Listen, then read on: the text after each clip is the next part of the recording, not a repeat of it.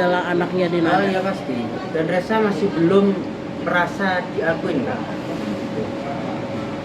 Walaupun sudah ada statement itu beredar luas di sosial media. Oke, setelah kuasa hukumnya kemarin mengeluarkan statement, ada nggak sih etikat mereka untuk menghubungi kamu, terutama mungkin Denada sendiri untuk menghubungi kamu untuk bertemu nggak? Untuk komunikasi juga nggak ada. Nah, dari pihaknya kuasa hukum Denada mengatakan justru sebenarnya kamu ada komunikasi dengan Denada. Komunikasi apa? Melalui chat WhatsApp. Ya, mana? Coba. Nggak ada sama sekali berarti. Ini tanggapan Yang terlahir itu cuma apapun yang terjadi always love you. Itu aja. dari Denada.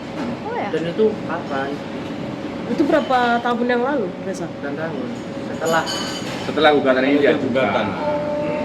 Berarti setelah gugatan ini diajukan sempat ada komunikasi, berarti komunikasi terakhir. Bukan komunikasi ya, dia cuma nge-WhatsApp Reza, dia itu aja. Ya berarti Balas chat. nggak sama Reza? Apa? Karena Kenapa nggak sebelumnya balas? Reza keluh kesah juga nggak dibalas. Ada buktinya. Jadi dia sempat ngechat kamu langsung itu ya yang always love you itu. Ya apapun yang terjadi. Always love you. Begini ya, teman-teman ya. Yang harus saya tegas itu yang dimaksud sama pihak tergugat itu dia telah mendalilkan bahwa sudah terjalin komunikasi selama bertahun-tahun dengan baik. Gitu. Nah, dari konsep frasa yang dia gunakan itu berarti kita melakukan penilaian apa terhadap adanya komunikasi itu intensitas, ya toh. Berarti sebelum ada gugatan ini berarti dia kan pernah komunikasi. Itu tidak pernah. Dia baru komunikasi itu setelah ada gugatan ini, dulu. Kalau memang dia pernah menyatakan bahwa pernah ada komunikasi sebelum ada gugatan ini, tunjukkan, buktikan. Sederhana kok. Sederhana kok. Gitu loh. Boleh saya tambahkan, Pak? Jadi mungkin buat rekan-rekan bisa menjabarkan sendiri ya. Kalau memang ada komunikasi di awal, ya komunikasi kasih sayang, mana mungkin Reza ini manggil beliau itu dengan sebutan Mbak. Betul ya? Bukan itu pengakuan anak. Begini. Yang dimaksud oleh rekan saya begini. Dia kan menyatakan bahwa dia tidak pernah tidak melakukan atau tidak mengakui Reza selaku anak, mulai dari Reza kecil, ya kan? Nah, frasa itu kemudian dibantah oleh rekan saya yang dimaksud itu. Kenapa kalau itu terjadi, kemudian Reza itu sampai memanggil dengan sebutan Mbak dengan dia, kalau dia masih menganggap anak, kan gitu. Satu, ya toh. Terus yang kedua, kalau memang dia menganggap anak, kenapa pula Reza ini diantarkan ke Banyuwangi? Itu dua. Ya. Ketiga, kalau dia masih menganggap anak, kenapa akte kelahiran Reza ini atas nama Dino Rosanohansa, bukan Denada Tambunan sebagai ibunya? Kan begitu rasionya. Sederhana sudahlah. Oh, berarti untuk akte kelahiran itu atas nama mertuanya Bang Ronald? Iya. Administratif Karena kan ya? akte itu kan dibutuhkan kan untuk kepentingan dia sekolah kan. Ya toh. Terus ini yang harus saya konfirmasi ini kan begini kan. Jadi logika yang paling sederhana itu, kalau you merasa tidak salah, kalau you merasa benar, kenapa sampai sekarang ini kok masih sembunyi? Kan lucu kan saya ini rasionya kan. Itu makanya keluar, ayo kita berbicara ya. Itu loh, muka by muka kita formulasikan gimana solusinya secara keluargaan, secara tertutup sebetulnya kemarin itu, karena fase ini kan sudah selesai. Harusnya kalau dia merasa tidak bersalah, gitu loh. Itu makanya statementnya pengacaranya kemarin itu entah dari Denada sendiri atau bukan. Kalau dia lagi melakukan pengakuan anak itu benar apa tidak itu saya nggak tahu. Jangan-jangan itu memang sang hak itu yang memerintahkan untuk lepasan dari kekuasaan itu. Makanya kan itu aja.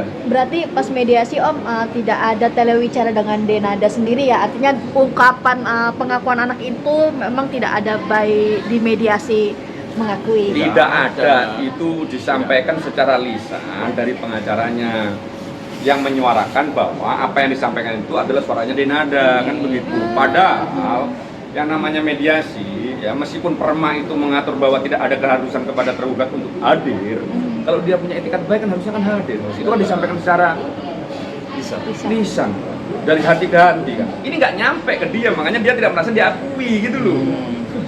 Gitu loh. Jangan sampai pengakuan itu sebagai salah satu mekanisme untuk defense ya terhadap apa? Terhadap gugatan kita itu loh. Yang secara rasional ya saya pikir ya netizen ini punya kecerdasan lah untuk menelaah persoalan ini lah. Apakah dia cuma hanya asal bunyi saja pengacaranya itu, atau juga didasarkan pada bukti-bukti yang konkret nantinya itu aja. Oke, Reza, kemarin kuasa hukum Denada juga mengatakan kalau dia juga memegang bukti Denada membiayai hidup kamu sampai Januari 2024. Kamu menanggapinya seperti apa? Memang benarkah ada pembiayaan dari Denada atau Januari 2024 Om. Januari 2024. Ya, Oh, itu buktinya dia. Ya, Begini. buktikan. Sekarang kalau dia merasa sudah mentransfer tahun Januari 2024 ya. Sekarang yang saya pertanyakan kembali, terus kewajiban dia yang 23 tahun kemana? Seumpamanya itu ada semuanya.